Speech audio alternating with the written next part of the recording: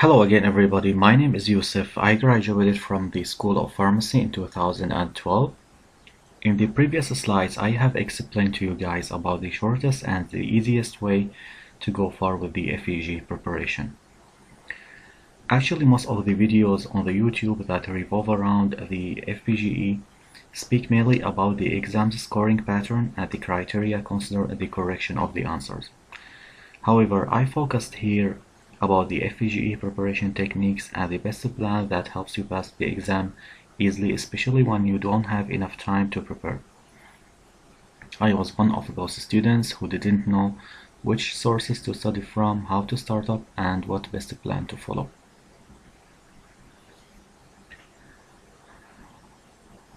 Alright, as I told you guys previously, frankly there is no fixed plan to follow on FPGE preparation. You may join different groups on the social media that discuss this issue, and you will see how much conflicts exist in the ideas. My advice to you is not to get yourself confused with the conflicting opinions, because you are the only one who's able to estimate your abilities, and based on that you can set the best plan to follow. Now everything about the best FPGE textbooks, how they differ, and their advantages and drawbacks should be clear so far. So all what you have to do is to pick the best plan that fits you based on the time limit and the other discussed criteria. As you guys start to study, you will find yourselves with an increasing needs for a supporting media, especially when you go through a lot of weird terminology, definitions, and topics that you may forget or you may need to search Google to grasp. Obviously, you will experience this while studying anatomy, immunology, pharmacokinetics, etc. Therefore, I created my own documents, and I encourage everyone to do the same, because this makes reviewing the studied field easier, especially when you have to play back the whole media you studied in a critical time before the date of the exam. And that's what I meant by the supporting media, the supporting documents in my last presentation. Those documents support you with many illustrations and explanations while you are preparing for the FPGE using AFA as a main reference. As you see here, I made those folders to be complement to AFA. Each folder belongs to one of the major fields of the FPGE, which are the basic biomedical sciences, pharmaceutical sciences, social behavior, pharmacy management, and finally the clinical sciences. If we start with the first section, which is the basic biomedical sciences, you will find a folder and subfolders with a supporting media that aid you while you are reviewing AFA. They contain figures, edited images, text documents, and helpful links. As you see here, for example, in the anatomy, while you study anatomy, you will realize how much assistance you need in exploring the anatomy of the different parts of the body. What I made here is I created folders ranked in the same way that are lined up in the anatomy chapter of AFA. These folders and subfolders provide you with the proper media that help you to comprehend the topics without surfing the internet and wasting your time browsing and extracting. The same thing actually applied to immunology section, which is like one of the best covered chapters in AFA, but it still needs some clarification to figure how the mechanism of the immune system works. Alright, so let's now discuss one of the most important and confusing fields of FPGE, which is the pharmaceutical sciences. In this division, you have to realize that covering this field, whether from AFA or CPR, doesn't guarantee that you are going to hit the answers correctly. So all what you need to do is to support yourself with the foundation that back you up in the exam, help you eliminating the wrong answers, and make inferring the best answer more probable. Okay, let's first talk about the medicinal chemistry. As we all know, medicinal chemistry is such a huge domain that couldn't be totally grasped.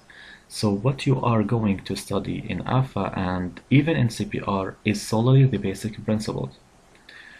What's discussed here in this subfolder revolve around the main functional groups you have to be familiar with. This will help you predict the chemical nature of the drug, whether it's acidic, basic, hydrophilic or hydrophobic, etc. Although you will check the electron donating and withdrawing groups, which are fundamental in the medicinal chemistry. The second folder lists the pharmacophores of the most important drugs that you may be asked about in the exam.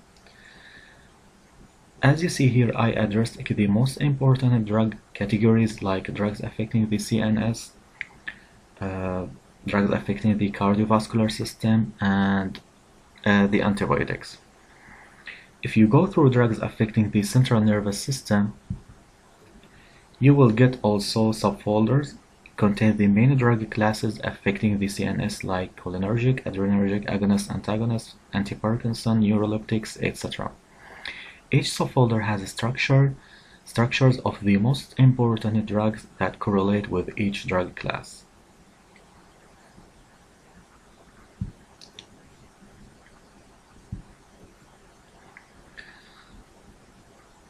The fourth file has more elaboration about an important aspect that Alpha covers superficially, which is the effect of resonance on the acidity and the basicity of the drugs.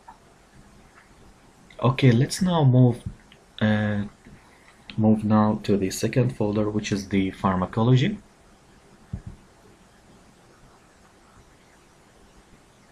Again, guys, all of us know that pharmacology is the cornerstone of the clinical pharmacy. And as much you get yourself confident with the pharma, as you get the clinical problems easily resolved. I mentioned in the last presentation that pharmacology chapter covered by Alpha is only the introduction to pharmacology. This means you can never rely on Alpha to perceive the pharmacology and to get the fundamental knowledge that you need in the clinical cases. So you have to cover pharmacology from another sources. If you have the time to get it covered from living code, this would be great, but if you don't, try to have yourself at least familiar with the main drug classes, its classifications, and the side effects as well. Generally, what I made in the pharmacology folder is listing the most important aspects of pharmacology and the drug classes involved with, and I addressed the main drugs that have therapeutic contribution in the medical field, like drugs affecting the CNS, cardiovascular system, till the immunosuppressant drugs. And as I told you guys, studying living code is better and superior to all other alternatives.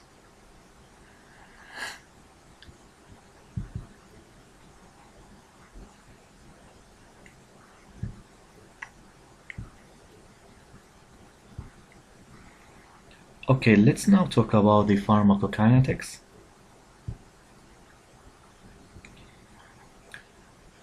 Pharmacokinetic is one of the most confusing chapters as it is highly compacted and enriched with equations.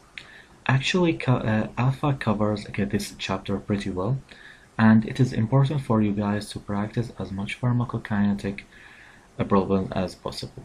And I advise you not to confuse yourself with the complex and multi-steps equations as we said previously in these slides. In this folder, I prepared Introduction to Pharmacokinetics. This folder briefly reveals where the basic equations emerge from and how the derived equations were inferred.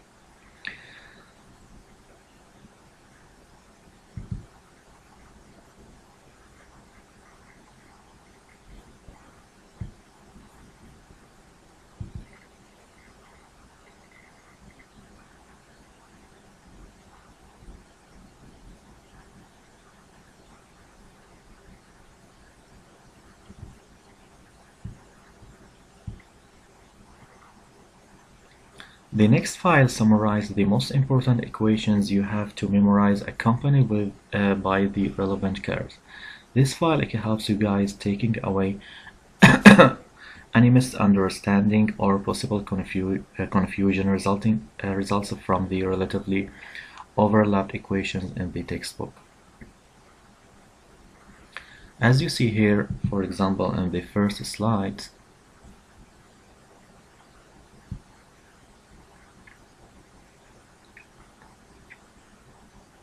all the fundamental equations and the important derived equations relating to the IV bolus dose are listed. The same is also for the first oral absorption, infusion, etc.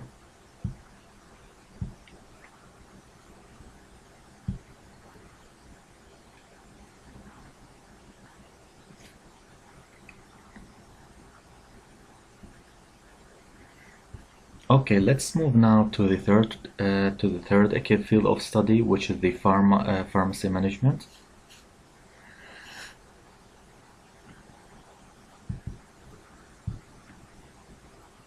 This file, guys, has gained a massive importance because its share has raised up to 22%.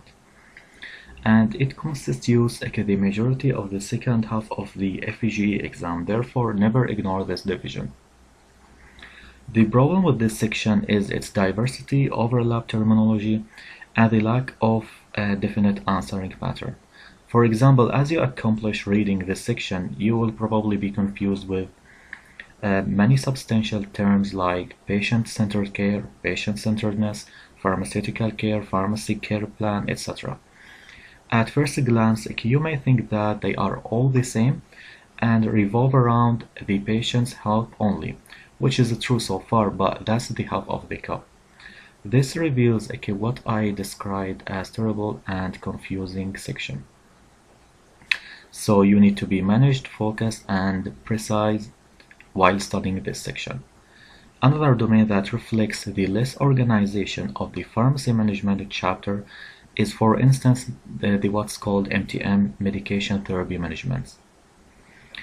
This term is one of the most important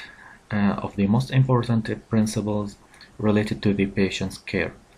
When you reach to the MTM services, you will find them scattered between many chapters on chapter 17, 24, and 25 as well. The way I handled this problem is that I made a summary of every chapter of pharmacy management, making it easier to call back before the exam. You are going to check that in the first file, which is quick and focused review of the pharmacy management chapters. A second disturbing issue you might meet is when you reach to the federal laws chapter. Federal laws is also a huge and diverse domain that's covered by AFA superficially. To avoid this problem and to get the maximum comprehension of the crucial information required for this section, you will not need no more than the second file, which is comprehensive review of the most important pharmacy management notes. Finally, let's talk briefly about the fourth section of the which is the clinical sciences. As you know, guys, having the proper foundation of pharmacology makes understanding, memorizing, and solving the clinical cases easier. And keep in mind that memorizing the normal laboratory values is also very important and helpful. AFA covers this section well. Nevertheless, clinical sciences are very diverse and branched fields, so try to get yourself always updated. In the fourth folder, I addressed an important issue unfortunately looks confusing and less organized in AFA, which is the clinical trial design. In clinical trial design, you have to be familiar with fundamental research studies like the randomized control trials, cohort studies, and case control studies, etc. In this file, you will have them all organized, clarified, with the advantages and the drawbacks for each of them.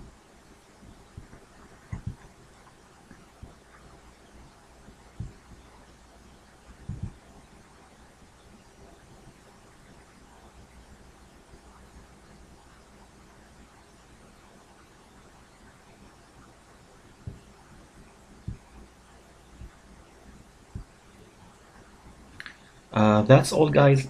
I try to be brief and target focused as much as possible. I couldn't go through each chapter because this needs a lot of time. Therefore, I passed through the most important chapters and topics that need highlighting. Finally, I wish you all good luck. I'm sure that your hard work will finally pay off. If you are interested with those documents or you need any help, send me email on the address shown below. I welcome any question or suggestion so far. Be happy and good luck to everyone.